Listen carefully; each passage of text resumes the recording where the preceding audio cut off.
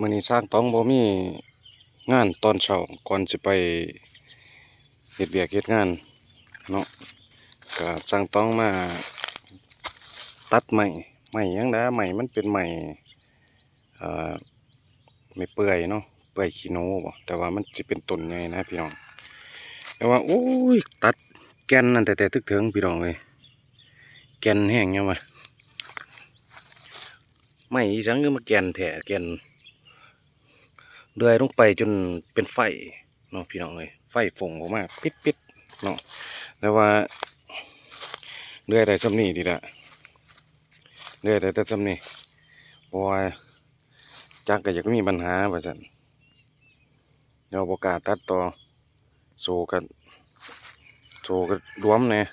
ก็เลยบ่ได้ตัดยังอีกประมาณ2 ปากพี่น้องเอ้ยต้นนี้ก็สิประมาณลำพร้าวนี่แหละลำพร้าวนิด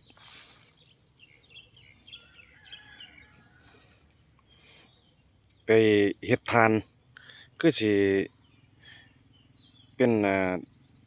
เป็นทานกล้าดีอยู่เนาะพี่น้องเนาะว่าสิตัดเอาไปเฮ็ดทานน่ะคือสิได้หลายชอบอยู่2-3ชอบอยู่ดอกเนาะ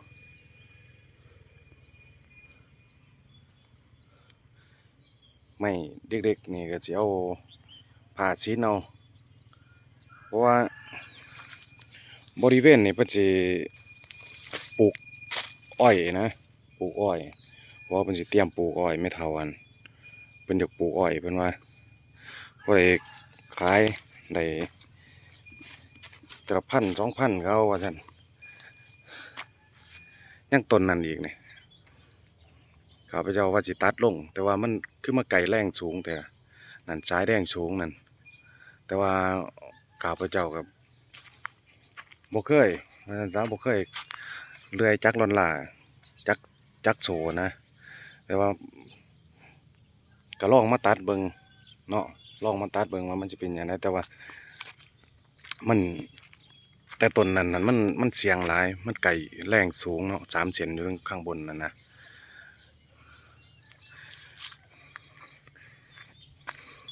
คิดว่าสิหา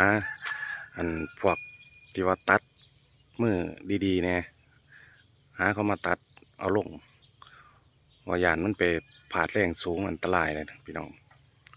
เนาะนี่ต้นนี้เนี่ยต้นนี้มันต้นใหญ่แต่ว่ามันเป็นต้นสมกบนะพี่น้องจักอยู่ว่าต้นสมกบแต่ว่าก็สูงเหมือนกันแต่ว่าสร้างต้องกับบกล้าตัดลงหรอกเนาะเพราะมันไกลสายไฟหลาย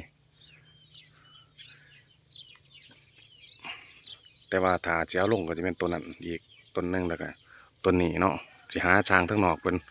เนาะสร้างตัดมือโปรนะพี่น้องเลยมาตัดสวยเพื่อแตกอาบที่อาบแล่นอยู่นี่สร้างต้องก็ดี เนาะพี่น้องเนาะ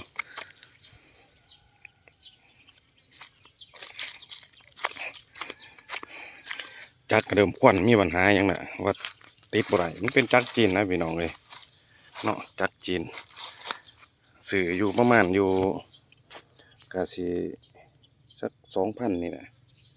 2,000นิดๆนี่แหละเนาะขอบขอบใจหลายขอบบุญขอบคุณหลายๆนะครับผม